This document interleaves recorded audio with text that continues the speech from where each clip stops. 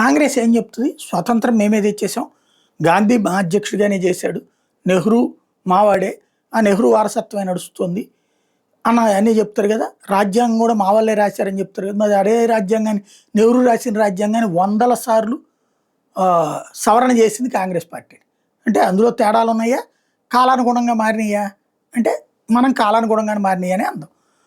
తేడాలు వాళ్ళు అంటే అదే బీజేపీ సవరిస్తే తేడాలు అంటారు, వాళ్ళు సవరిస్తే దేశం కోసం అంటారు. అది వాళ్ళ అదృష్టం. అది పక్కన పెడితే ఓటు ప్రాథమిక హక్కు కావాలి అన్నటువంటిది ఇప్పుడు తాజాగా కాంగ్రెస్ పార్టీ డిమాండ్ చేస్తుంది.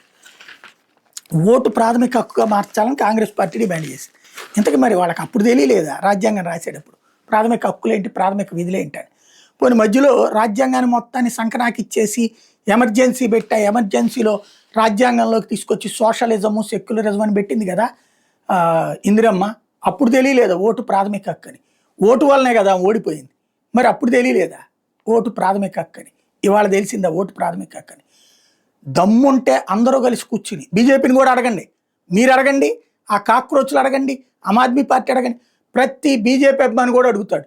అలాగే యాంటీ రాహుల్ గాంధీ వాళ్ళు కూడా అడుగుతారు. ఏమని? ఓటుకి, ఓటర్ ఐడికి ఆధార్ అనుసంధానం చేయమనండి, అక్కడ ఆధారంగా ఓటేయించమనండి. కథం. మీరు చెప్పే యదవ నాటకాలు ఏది జరగవు ఆ తర్వాత. కానీ అందుకు వద్దని ఎందుకు అంటున్నారో ఆలోచించుకోండి.